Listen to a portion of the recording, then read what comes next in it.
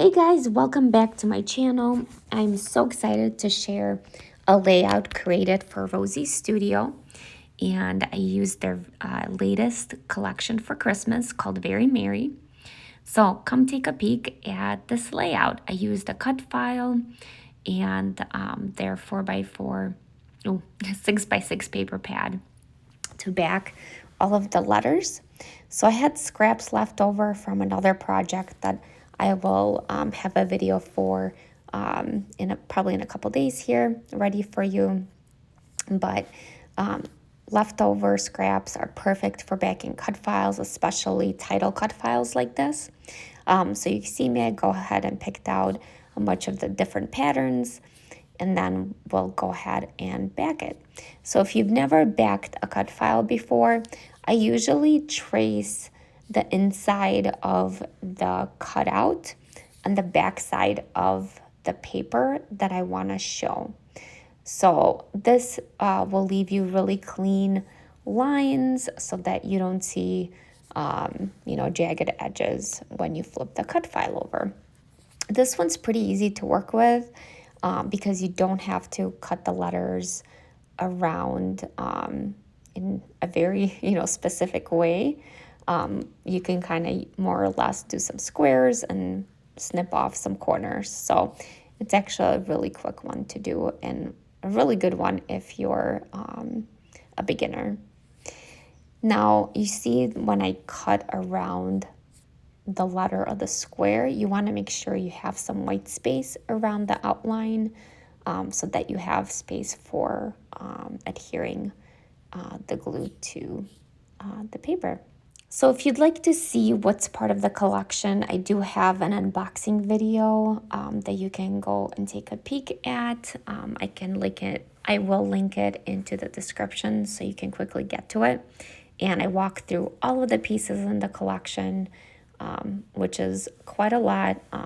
So this is my first time working with this particular brand, and I really love the variety of embellishments that she offers, as well as the quantity.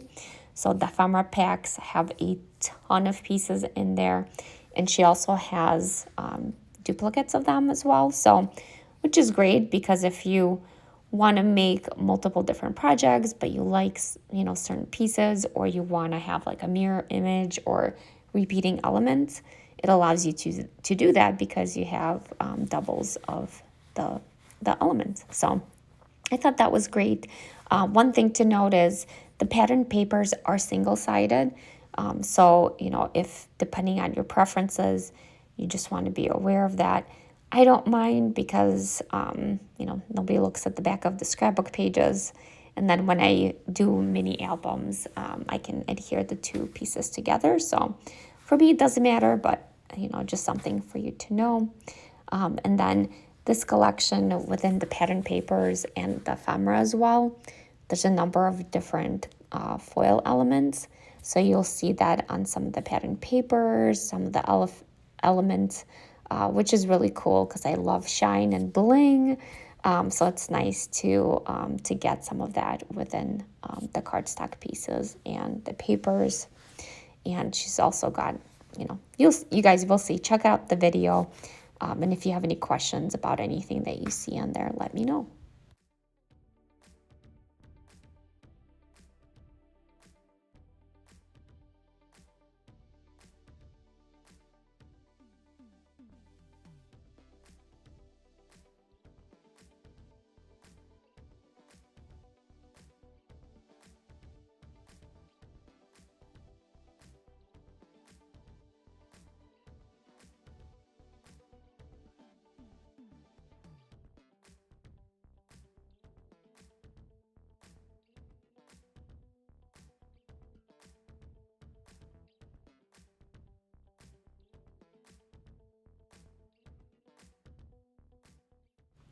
So one thing I want to note, I do have a rhyme and reason in terms of how which patterned papers and colors I used. So I wanted to alternate between more of the solid patterns versus the lighter ones, which have the white background with the different images and icons on it. just to kind of spread it out. And then the other piece that I was trying to be mindful of is making sure I had colors moving throughout the title piece. So have green throughout, the pinks and reds, so that I didn't have a cluster of one color in one section and not have it reflected in the other. So it's, a little bit of a balance of how do you balance the colors visually so that you have representation throughout. The other recommendation I would have is if you're not a fan of so many pattern papers, you can also limit to, maybe 3 or 4 alternating ones, and maybe then dropping in, 1 or 2 of the others. So that's also another idea. And then lastly, if you want to make it really simple and easy, or you just want to have a very uniform look to it, you can also back the cut file with just one piece of pattern paper so that it's all the same pattern and color. And that's probably the easiest to do, the quickest. So, you can really play around with this and figure out what works for you.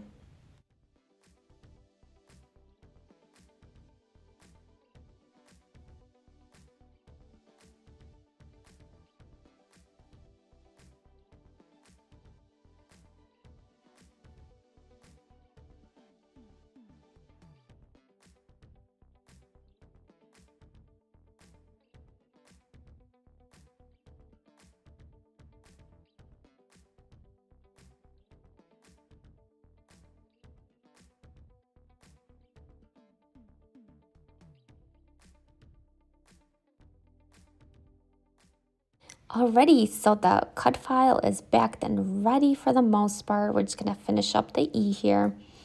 And then I'm gonna move on to some mixed media. So if you wanna go ahead and pull out a couple of inks and some sponges or whatever tool you have, we're gonna go ahead and work with that. So my thought around this was doing kind of a pinkish, reddish background behind the Festive Friends. Because I did the cut file in white cardstock and I'm putting it on white cardstock, I wanted something behind it to help it stand out and pop off the page. So that's what I'm gonna do. Before we actually kind of go ahead and add the ink, I trimmed off about 3/4 from the right hand side and either top or bottom. And I'm going to use that candy stripe paper as the background. So I like having a little border, and this is an easy way to do that. And then, obviously when you adhere it, you can adhere it as is. You can also cut out the inside or gut the inside of the paper if you want to. So I did that because I want to save that piece for another project. And then, you end up not wasting that extra paper, right? So if you're really a lover of the pattern paper or the particular piece you're using, that's a great way to do that. And then in terms of where to put the mixed media, I lightly marked with my pencil around the cut file, so I kind of had an idea of where the ends are in the top and bottom. So as you're applying the ink, you know kind of where to stay. So I use my distress oxides in 2 different colors, the lighter shade, and I'll link that in the description so you know what color it is. But I used my little dauber and kind of lightly went in a circular motion around the outline of the cut file. As you're, one trick, as you're putting the dauber down on the paper, you want to do it in a circular motion so that you don't get any, weird spots. If you see that like darkish red where I started, that's a pretty noticeable outline, which I don't care because it's hidden. But if you're working on a project where you're going to see that area. You want to make sure that you're really light-handed as you're doing this. And, it does take practice. You guys can see I'm not perfect at it. But really, it's just patience, practice, and you can always build, but you can't take color away. So that's just one thing to keep in mind, right? So once you're good and happy with the result, then you can move on to the next step. So I wanted to add a little bit more here because I wanted more color peeking out from behind the cut file. And this is kind of something you play around with and see what you like. So the next step is I wanted to do a darker red, and this was going to be more of a splatter. So I just take my stamping block. You can press the ink on the stamping block itself. And then I have a little spray bottle that I use to get it nice and juicy. So you want to make sure it's really wet and enough liquid on your paintbrush. I use a thicker brush. You can use whatever brush you have. It really doesn't matter. All we're doing here is going to add little taps of color. So I used another tool just to help me tap the color onto the paper. It works with your finger, whatever you have, it works with. And then you kind of go around in a circular motion and tap the color on there. And then, you want to wait for it to dry before you do anything else with it. With the red on and kind of sort of dried, I also wanted to add some white paint. Again, tapping onto the paper. You can do it directly how I did it here. This is actually a new product that one of my good friends, she's crafty, Shannon, recommended. I actually took a class with her about a month ago, and she had this in her class kit, and it's really cool. It's like the perfect consistency of white acrylic paint, and it's easy to put on your projects. So you want to give it about an hour to dry. I think that's how long it took for me. And then you can keep working. So the next step I wanted to do here is add some of the stamped stars or snowflakes, I guess, from the stamp set that came in the kit. And I used black ink. It's a like a waterproof ink from Pink Fresh. So, if you're working with mixed media and stuff like that, and I like it because it's really good quality. It's easy to use, and it doesn't smudge or smear. And then I just kind of stamped around. If you notice on the stamp itself, I didn't add ink to the entire image. I only wanted a small section, and I wanted to have more control of where I put the stamped image on. And you kind of build it, right? So as you go, just stamp it where it looks right, and then you can add on based on the placement of the cut file. And again, if this is your first time with working with any mixed media, or you're kind of beginning, you can always take another try at it, right? So it's a piece of cardstock. I know sometimes our time is precious, but, give yourself grace. And if you need to start over, you can certainly do that. So that would be my recommendation. And then there's a larger little snowflake that's in the set as well. And then just added that around the cut file just to finish it up.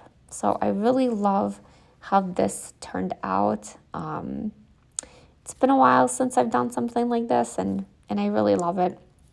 It is very visually kind of like clean. Some of my layouts I've started kind of doing more off-center, but this one's very like centered and very straight edges, and I like that the mixed media kind of breaks that a little bit. So it gives a little bit of movement in the layout. So here I'm just gutting the paper. I think I had mentioned it earlier in the video, but there's really no, just be careful as you're cutting so you don't cut in too much because you want the edges to be nice and free of any cuts. If it does happen, it's okay. You can always kind of rough up the white cardstock and it'll make it look a little bit intentional, right? If you want to have some rough edges, that's totally cool. I kept mine pretty clean. I didn't do any roughage on the layout this time, and that's okay. Sometimes I do, sometimes I don't. It kind of depends on what I'm feeling. And then I use tear tape on the majority of my projects. So you can use tape runner if that's what you prefer. I use the tapes, and I have them in various sizes of width, so that depending on the surface area of whatever you're working with, I can alternate what I'm using. I like these. So this one's a different brand, but I usually use the scrapbook.com one, and I love their product. It's really good quality and easy to work with. This one's really easy to work with as well. So really whatever you have. And I tend to use a lot of it because I don't want my scrapbooks falling apart. I've had that happen with some of the earlier ones I had made, probably like 20 years ago now, and a lot of the pages are falling apart because the adhesive just wasn't as great and didn't hold up to time. So I tend to go for the stronger ones. All right, so let's get down to adhering the rest of the goodies that we have for the layout. So for the title, I used a thick foam adhesive strip just to give it more dimension. You can use pop dots, foam dots, whatever you have, but you want to give it that dimension. Go ahead now and grab a piece of pattern paper. We're going to use this to back the photos so that you have a nice border around them. I sometimes will use white cardstock to back, and you see a little tray of like leftover pieces that I use, and I just like that look.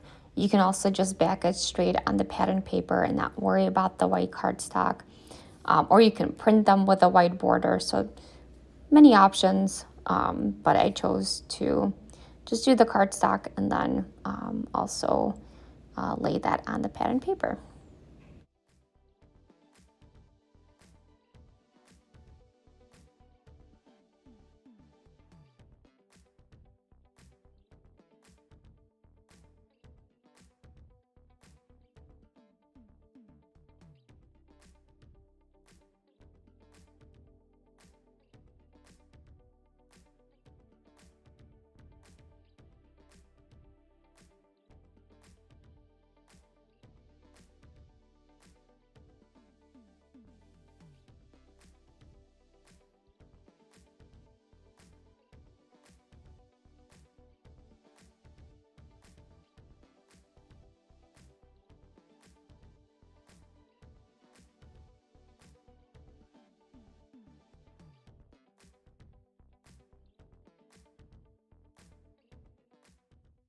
So you can go ahead and adhere them. I left a little bit of space on the sides and less space in the middle. So I don't measure. You can definitely use a ruler and measure out the space to make sure it's even on both sides. I just eyeball it. I don't really care if it's exactly on. Just want to make sure it looks good. And then for the embellishment, so this is my favorite part. I was trying to play around with what pieces to use and, with the hearts and kind of what to put on in the middle and around the photo. And I landed on using the green heart. So you'll see me kind of finalize and attach that.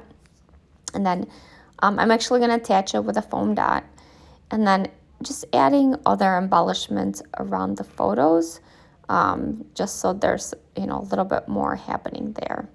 So the packs have a lot of pieces in there, so there's a lot to play with and figure out what works for you. But this is kind of where I land. And some of the elements I'll adhere with foam. Other elements I'll just glue on to the paper. So I like doing that. I like mixing it up because then it gives you a little bit of, just interest when you're looking at it. Your eye definitely picks up on that, and I think it just makes it more interesting. So while I'm finishing up the layout here with some of the epoxy stickers, just a little bit background on the story here. So I've made other layouts, and this is the last two photos of that event, and it was Christmas in July. It was a parade that my kids participated in with their dance studio. So the other layouts do have journaling included with dates and all that good stuff. So I'm leaving it off of this one because I don't want to duplicate it, and I really don't have any other story to tell other than to showcase the photos here. So it just goes to show you, right? Not every layout has to have journaling on it. I know mine don't. So give yourself that flexibility and freedom to just create and not have to have a specific story that you have to tell. Thank you so much for watching, and let me know if you have any questions, comments. I'd love to hear your feedback. And hit the like button, subscribe to my channel if you don't already, and I will see you back shortly.